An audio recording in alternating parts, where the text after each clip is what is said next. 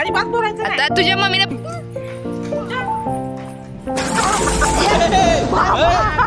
बस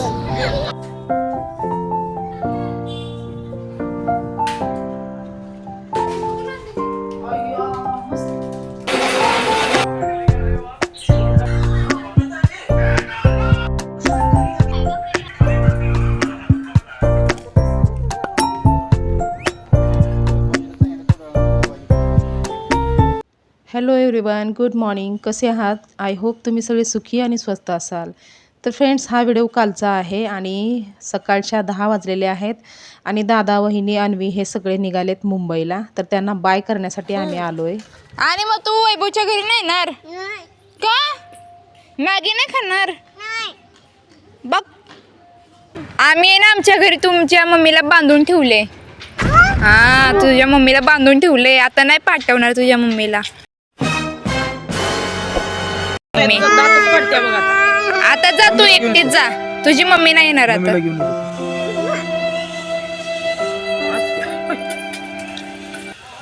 आम्ही बांधून काय आणि बात बोलायचं आता तुझ्या मम्मीने बांधून ठेवले मी. अरे बा, कौन जीतेगा कौन जीतेगा? अन्वी अन्वी भाई डोळ्यात पाणी आलं बा तिच्या. बस आयला खतरनाक आहे बाई. मारली तू. अनुताई, हे भांडण्याचे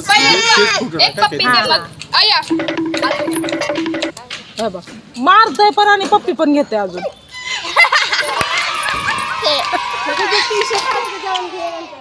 आहेत का? बघू बघू आता पप्पी दे, पप्पी दे. नको, मला मारच पडणार आहे माहिती. तू घे. नको राहू घेऊ दे. दे ना, ता घेऊ दे ना अनुताई. नाही बरं तू चिंपी घे तिला. चिंपी नको. ये घेते म्हणायचं आणि चावायचं. ये बा. मामाची बाय.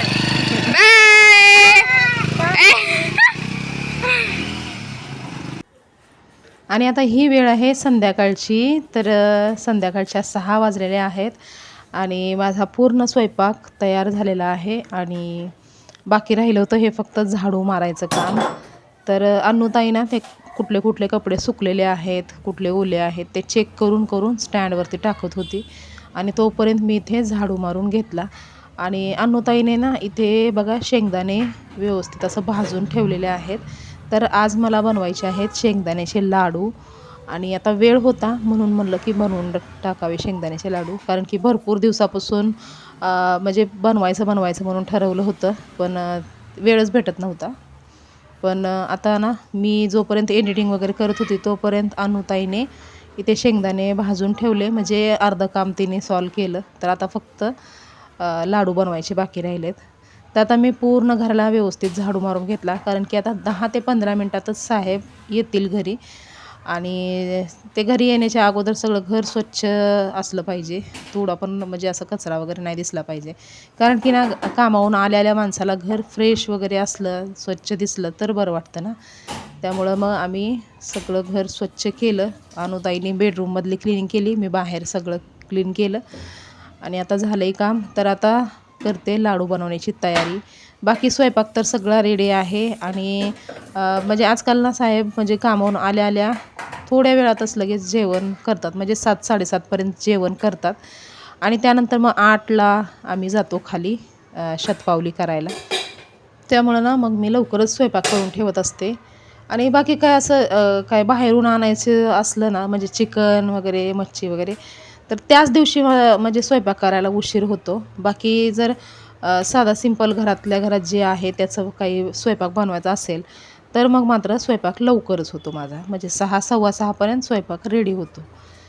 तर आता स्वयंपाक रेडी झाला, घर स्वच्छ झालं, बाकीचं उरलेलं काम अनुताईने केलं आणि आता इथे मी गूळ चिरायला घेतलेला आहे. तर ना हे शेंगदाण्याचे लाडू बनवायचं तर खूपच सोपं आहे, रेसिपी तर सोपी आहे, पण ना फक्त हे गूळ कापायचं ना हे काम मात्र खूप कठीण वाटतं, कारण की हात दुखतो ना गूळ कापताना.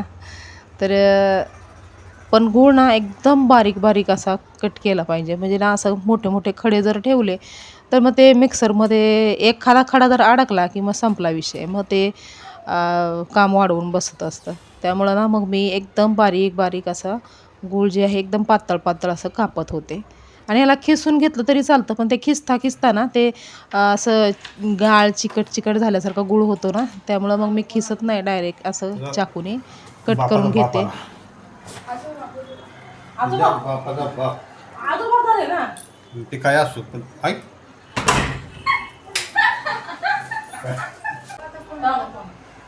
माझा आजोबा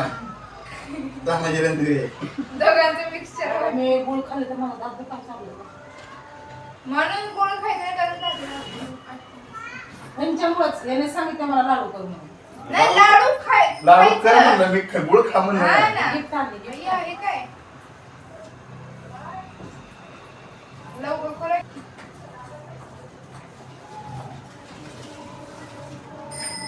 हे कुठून आणली ती? अय्या मस्त.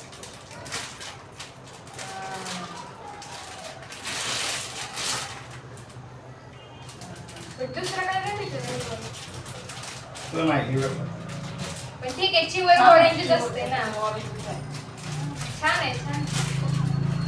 विकत आणला कुठून आणला? गिफ्ट गिफ्ट असते गिफ्ट आहे. गिफ्ट दिले. हो कोणी तिथे काय सांगा दुसरं कुठं आहे का मग तिथंच ठेवायची अजून कुठे ठेवू? तर आता इथे गूळ एकदम व्यवस्थित असं चिरून झालेलं आहे आणि शेंगदाणे पण भाजून झालेले आहेत. तर आता यांना वाटण्याची तयारी करते मी. आणि यांना ना वाटणं थोडंसं अवघड असतं, कारण की गूळ आणि शेंगदाणे एकदमच असं वाटून घेतलं ना तर मग ते मिक्सर नक्की बंद पडतं. तर त्यासाठी ना एक आयडिया करायची, अगोदर शेंगदाण्याचं कूट वाटून घ्यायचं. तर जेवढे काही शेंगदाणे भाजलेले आहेत ना तेवढे सगळे मी एकदम पहिलं वाटून घेणार आहे.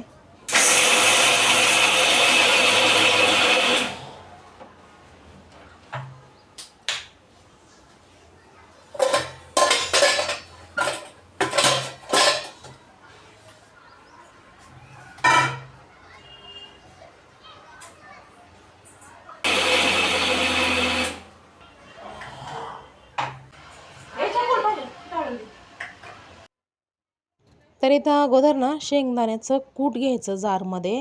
म्हणजे 3 ते 4 चमचे शेंगदाण्याचं कूट घ्यायचं आणि त्याच्यावरती हा बारीक चिरलेला गूळ त्याच्यावरती असं एक लेअर टाकायची, जेवढं आपल्याला गोड लागतं तेवढंच. तर एक लेअर गुळाची आणि त्याच्यानंतर ना वरून थोडेसे अजून पुन्हा शेंगदाण्याचं कूट टाकायचं. तर इथे 2 चमचा पुन्हा मी वरी शेंगदाण्याचं कूट टाकलं आणि त्यानंतर याला वाटून घ्यायचं.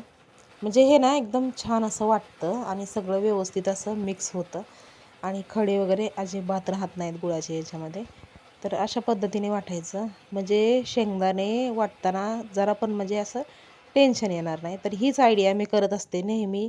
आमच्या घरात तर ना ते शेंगदाण्याच्या पोळ्या किंवा हे शेंगदाण्याचं असं लाडू वगैरे हे सगळ्यांनाच आवडतं, त्यामुळं मला बनवावं लागतं. फक्त आता हे हल्ली साहेबांना ते शुगर झाली होती ना, त्यामुळं मग ते जरा बंद केलं होतं आम्ही. आणि आत्ता तसं तर चेक केलं शुगर साहेबांची, तर एकदम नॉर्मल आलेले आहे. म्हणजे आता एकदम कमीच झालं आहे, ते एकदम नॉर्मल रिपोर्ट आला आहे. त्यामुळं ना खुशीच्या ह्याच्यामध्ये शेंगदाण्याचे लाडू बनवले, असं झालं आहे. तर आता इथे मी शेंगदाणे म्हणजे वाटतच होते, तेवढ्यात साहेब बोलले की जेवायला वाढ म्हणून. मग आता त्यांच्यासाठी ताट वाढते. तर आजच्या डिनरमध्ये बनवलेलं आहे मटकीची उसळ. थोडीशी असं रस्सा वगैरे थोडासा ठेवून असं मटकीची उसळ बनवले. त्यानंतर मसाला भात बनवला आहे आणि ज्वारीच्या भाकरी बनवल्यात. तर साधं सिंपल जेवण आहे आजचं. आणि याच्यामध्ये ना मी तुम्हाला मसाला भातची रेसिपी पण शेअर केलेली आहे अगोदर, आणि मटकीची उसळ कशी बनवते हे पण शेअर केलेलं आहे. त्यामुळे ना मी आज ही काही रेसिपी शेअर केलेली नाही.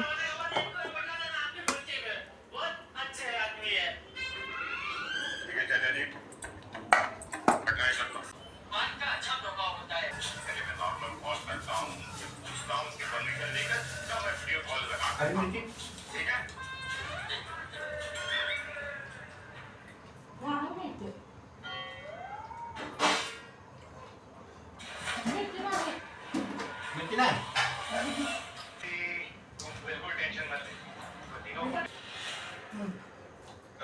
और चाचा जी हमें सामने से वीडियो कॉल करने को कहा है।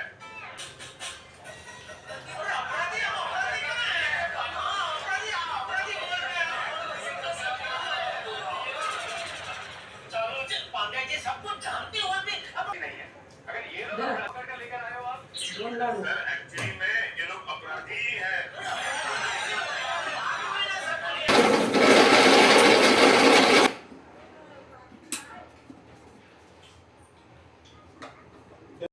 तर आता इथे ना गूळ आणि शेंगदाणे व्यवस्थित वाटून झालेले आहेत आणि त्यामधलं थोडासा गूळ शिल्लक राहिला आहे, म्हणजे फक्त अर्ध फुलपात्र एवढाच गूळ शिल्लक राहिला आहे.